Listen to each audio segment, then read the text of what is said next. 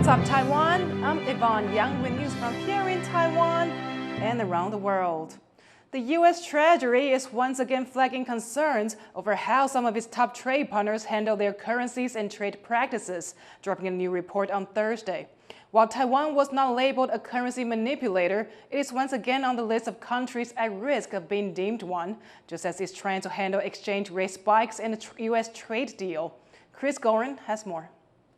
Taiwan is not being labeled a currency manipulator, at least not by the U.S. Treasury Department, which released a biannual report Thursday. But it's not off the hook either, being once again added to a monitoring list of countries that meet certain trade criteria. Those countries are China, Japan, South Korea, Taiwan, Singapore, Vietnam, and Germany, all of which have been on the list before, plus two newcomers, Ireland and Switzerland.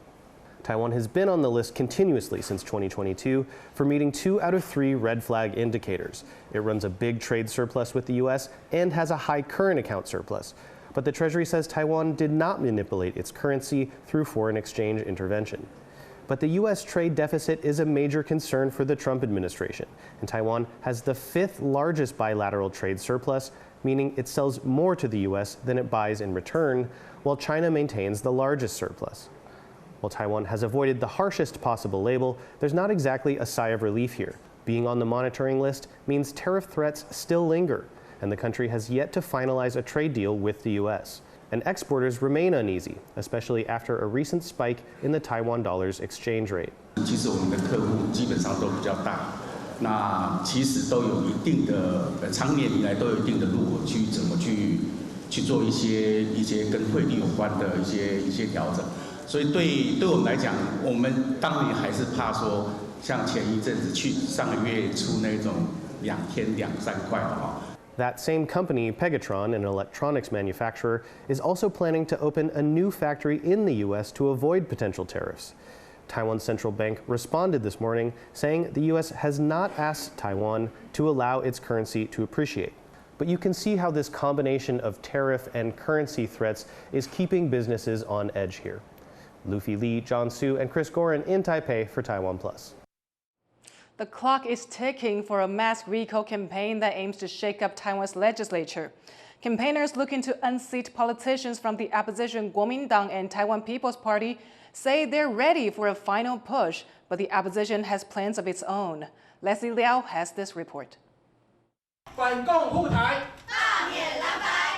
The political showdown of the year is approaching.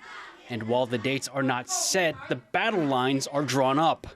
In a perfect storm scenario, nearly a third of lawmakers could face losing their seats in a mass recall campaign that has been going on for months.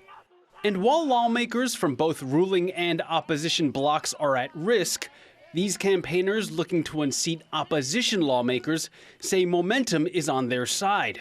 They believe they have the petition numbers to trigger recall votes on 31 Kuomintang lawmakers. Meanwhile, they don't believe petitions to put ruling DPP politicians on the recall ballot will pass the threshold. The campaigners at this press conference say that despite what it might look like, they are not partisans or even necessarily fans of the ruling Democratic Progressive Party. They say theirs is a grassroots movement motivated by something other than party labels. A big name here today, China-sanctioned semiconductor tycoon Robert Cao explains. 我们这次罢免是公民团体看到国家陷入一个大的危机，这个危机就是国民党的党工跟他的立委结合了共产党，正在想消灭我们主权。 Campaigners on the ground say even disillusioned Kuomintang supporters are signing to recall their own party's lawmakers. 是因为他们发现这个国民党跟他们以前认识的已经不一样了。以前的国民党犯错了，至少还会刁刁，现在不是硬凹，怎么样凹就是不会认错。 However, the clean sweep these organizers hope for is far from guaranteed. There's still time for the KMT to get its own recall campaigns rolling past the threshold, setting the stage for a fierce contest on both sides. In another part of Taipei City, a recall campaign against ruling DPP legislator Wu Peiyi is digging its heels in. 我们目前还有一个比较长的阶段需要努力啦，然后我们也是因为也剩最后一天了，那我们就尽量做，然后我们战斗到最后一刻。On the eve of a crucial petition deadline, organizers here say they're going to keep their headquarters open all night to collect signatures. 我们要想说，就是希望大家，我们不管是支持者、中正万华的好朋友，还是任何人，想来这边跟我们聊聊天，然后坐在这边吃东西、喝东西，然后我们共同度过，用愉快心情共同度过这个罢免的最后一个晚上。The unfolding contest is going to pit Taiwan's two political blocs head to head. And if these campaigners get their wish, a political earthquake is set to rock Taiwan's legislature. Alex Chen, Justin Wu, John Van Trieste, and Leslie Liao for TaiwanPlus. A teacher has lost his Taiwanese status for obtaining a household registration document in China. It is the first such case since the government issued a new interpretation order in April. The Mainland Affairs Council, which governs relations with China, recently revoked the legal status of the teacher, surnamed Zhang, after he was found to have obtained a document for household registration in China last year. Under cross-strait regulations, Taiwanese people are barred from having household registration in China or risk losing their legal status in Taiwan. The council issued an interpretation in April detailing the Chinese documents that Taiwanese people are not allowed to hold. 那已经废止张立奇的台湾身份啊，那未来他如果要来台湾，必须要依照两岸条例相关规定申请入境许可，并经过同意以后才能够入境。The MAC clarified that Taiwanese people are allowed to hold Chinese documents that do not require household registration. How will South Korea's new president Lee Jae-myung deal with rising tensions between Taiwan and China? His predecessor Yoon Suk-yeol took a tough line against China, but Lee could move Seoul closer to Beijing. For more, Louise Watt spoke to Edward Howell, a lecturer in international relations at the University of Oxford. Lee Jae-myung has pledged to improve Seoul's strained relations with Beijing. How might we expect him to do this? At present, the precise direction of Lee Jae-myung's foreign policy remains somewhat uncertain. We know that in the past, Lee Jae-myung has made some very controversial claims that have risked alienating South Korea's allies and partners in terms of the direction that South Korea's foreign policy might take, giving not so unsubtle hints that South Korea could tilt more in Beijing's direction and away from Washington. We also know that in the past, Lee Jae-myung has opposed the additional deployment of missiles as part of the Terminal High Altitude Area Defense System deployed in South Korea. We know that the deployment of the THAAD system a few years ago really catalyzed a deterioration in relations between Seoul and Beijing. During his campaign, Lee suggested that whatever happens between Taiwan and China is nothing to do with Seoul, and those comments were seen as kowtowing to China. How worried should Taipei be? Taipei has every right to be concerned, and I think now is the time for the new government, for Lee Jae-myung's advisors, the South Korean foreign policy establishment, really to highlight that cross-strait relations are in South Korea's interest. Any Taiwan contingency will inevitably mean some element of change on the Korean peninsula, not least in terms of the possible redeployment of some of the US FK, the US Forces Korea, stationed on the Korean peninsula to assist in any such contingency. And the reason I mention this now is particularly given the US's approach to its alliances and partnerships in Northeast Asia. The United States, at the moment, prioritizes the deterrence of China over the deterrence of North Korea.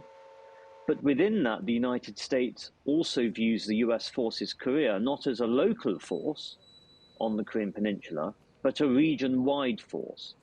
This shift in what the US calls strategic flexibility of the US forces will mean that any conflict involving China and Taiwan will also involve South Korea and also potentially North Korea. North Korea could view any such instance as an opportunity to leverage the changing environment on the Korean Peninsula. That was Edward Howell from Oxford University. Hopes for a Japanese moon landing on Friday were dashed. Tokyo-based firm Ispace lost communication with the spacecraft, which likely crashed while making its descent.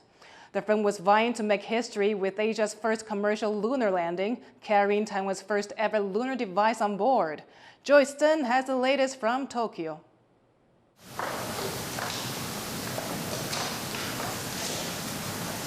A somber end to an ambitious lunar mission. Japan's Ispace says it has not been able to complete a moon landing.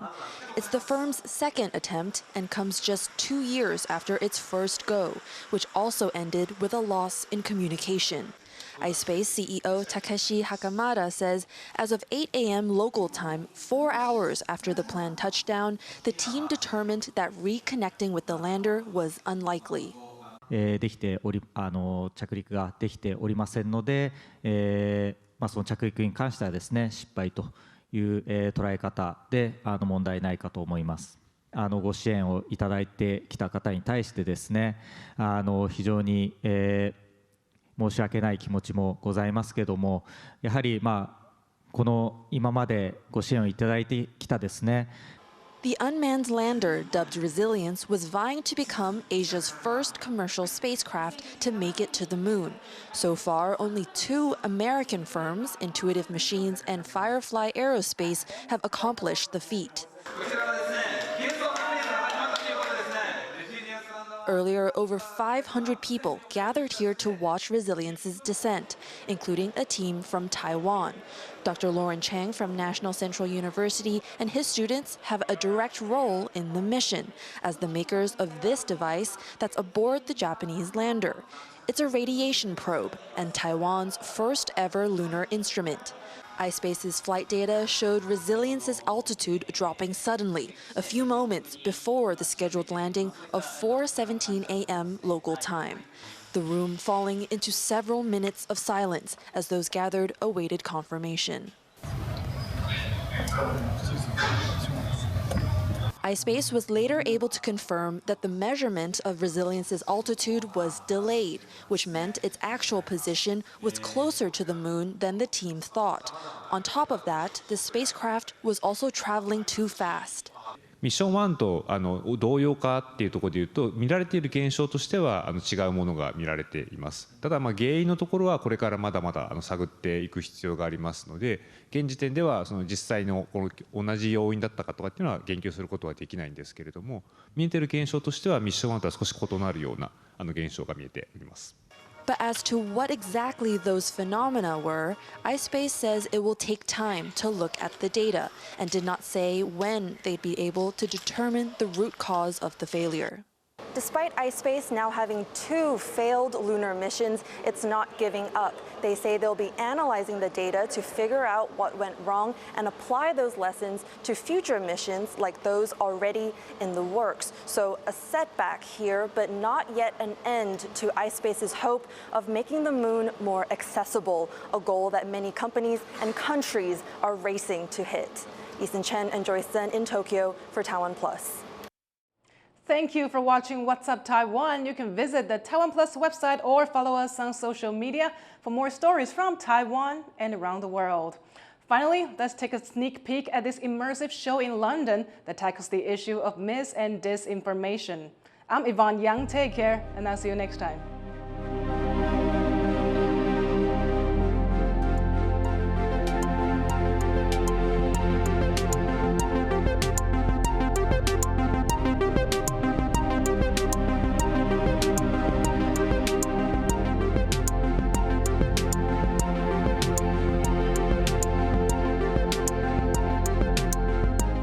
For more stories from Taiwan and around the world, download the TaiwanPlus app.